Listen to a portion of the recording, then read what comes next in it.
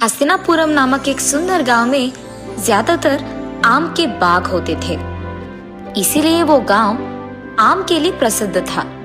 उसी गांव में अशोक और रंजित नामक दो अच्छे दोस्त अगल बगल के घरों में रहते थे और वो दोनों हर काम साथ में ही करते थे।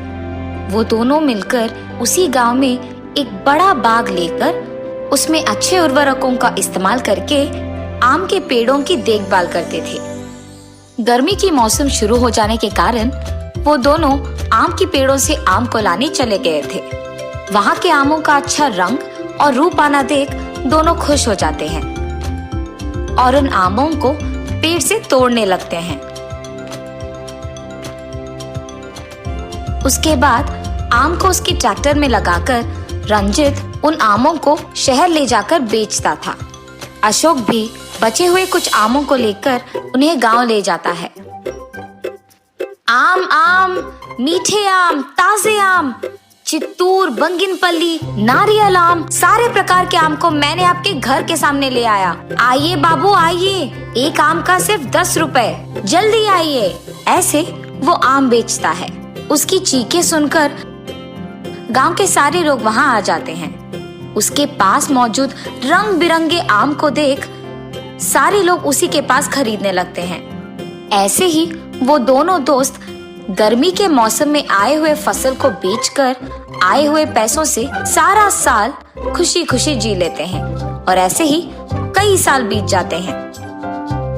हमेशा की तरह इस साल भी गर्मी की मौसम आने पर दोनों दोस्त खुश हो जाते हैं और खुशी खुशी उनके खेत की ओर बढ़ने लगते हैं।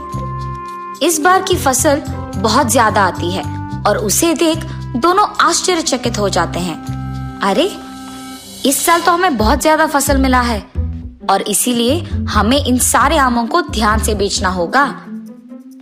अरे हाँ अशोक, ये तो सही है। ये फैसला करके तब से वो दोनों उस आम के खेत की चौकीदारी करने लगते हैं। एक दिन अशोक की चौकीदारी करने की बारी होती है। तब दोपहर का समय है। इस समय में यहाँ कौन आएगा?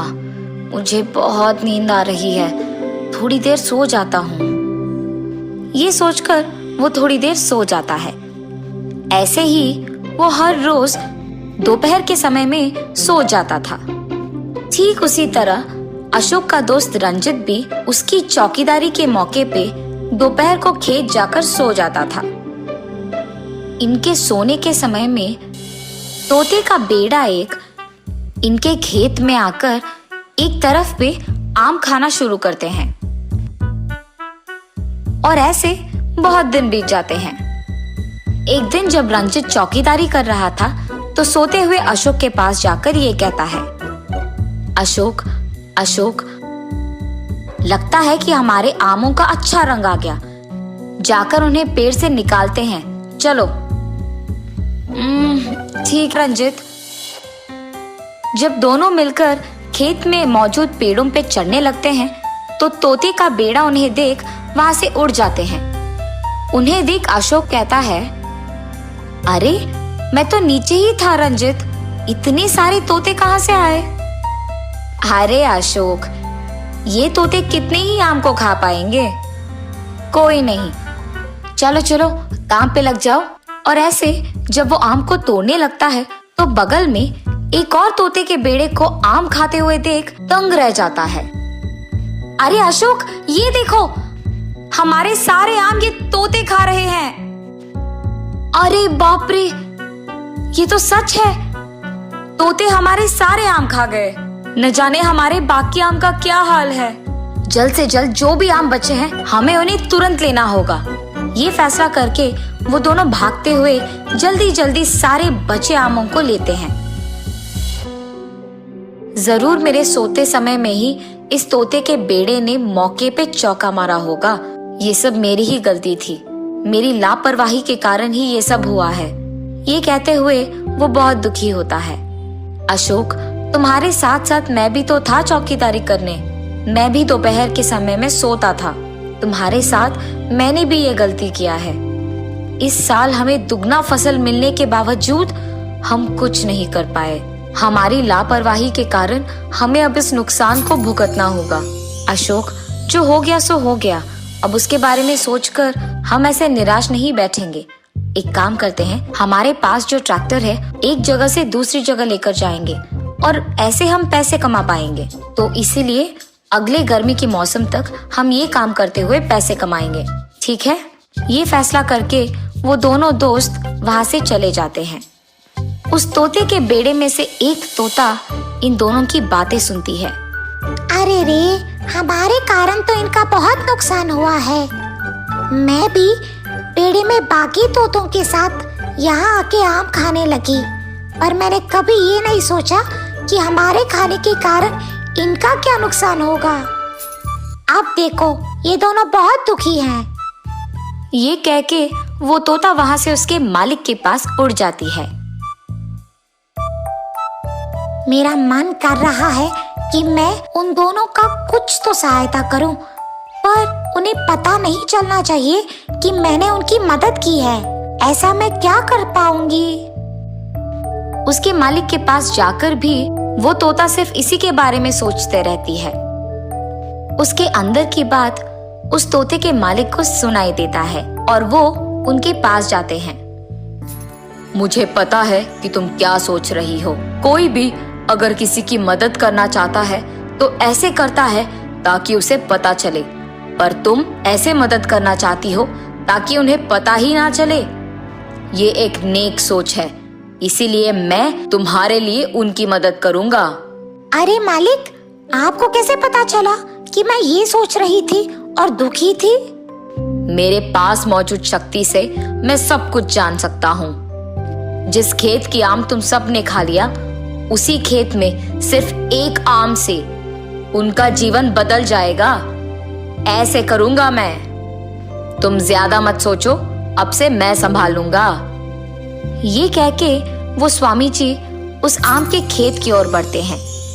वहां पहुंचते ही उन्हें एक आम की पेड़ के बीच में एक छोटा सा आम दिखाई देता है।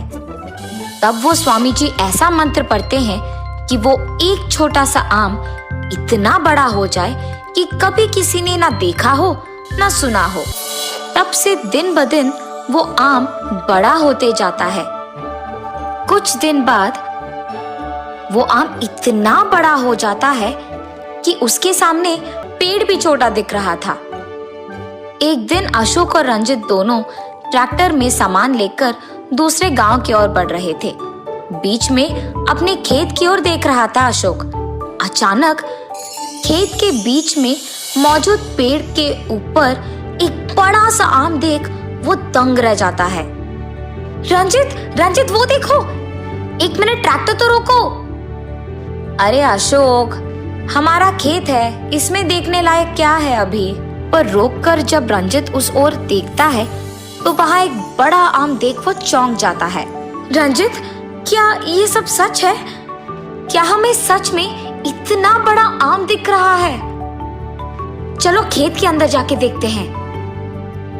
ये फैसला करके दोनों उनके खेत के अंदर जाते हैं। अरे अशोक, ये तो सच है।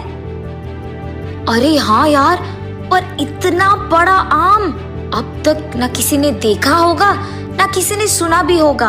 अरे ये सोचो अशोक कि अब इसका दाम कितना होगा। गांव के अंदर लेके जाएंगे तो सभी आश्चर्यचकित हो जाएंगे और इसे खरीदने के लिए सभी लड़ेंगे। अरे हाँ रंजित, कुछ भी करके हमें इस आम को गांव लेके जाना होगा, ठीक है? बहुत मुश्किल से वो दोनों उस आम को ट्रैक्टर में लगा के उनके गांव लेके जाते हैं।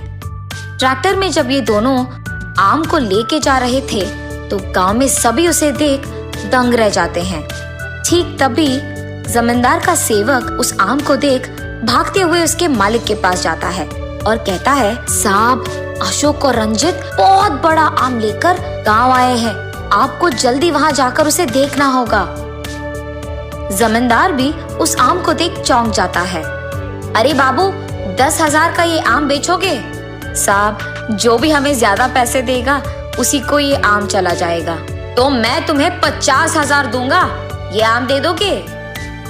ऐसे ही सभी एक दूसरे के साथ इस आम को खरीदने के लिए लड़ते हैं। अरे इस आम को खरीदने के लिए तो सभी लड़ रहे हैं। इस गांव में सबसे अमीर तो मैं ही हूँ, इसीलिए इस आम को मुझे ही खरीदना होगा। और इतना ही नहीं, इस आम को खरीद के अगर इसके टुकड़ों को मैं सभी को दे दूंगा तो सभी मेरे बारे में बहुत भला कहेंगे। अशोक, रंजित, मेरे जायदाद का आधा हिस्सा तुम दोनों को लिख के दूंगा। ये आम मुझे दे दो। जमींदार के ऐसे कहने पर सभी चुप हो जाते हैं। अरे जरूर जमींदार साहब, ये आम तो आप ही का है, ये लीजिए। और उनके वचन के प्रकार ही जमींदार उनके जायदाद के आधा हिस्से को अशोक और रंजित के नाम पे लिख देता है। जब उस तोते को इस सब का पता चलता है तो वो बहुत खुश होती है और उसके मालिक के पास जाकर उन्हें ये सब कुछ बता के उनका शुक्रिया अदा करती है। जमींदार के जायदाद से अशोक और रंजित खुशी से जीते हैं। तो इस कहानी का नैतिक क्या है? हमारी मदद चाहे किसी ने भी किया हो, उसका सही तरह से उपयोग करना हमारे बस में होता है।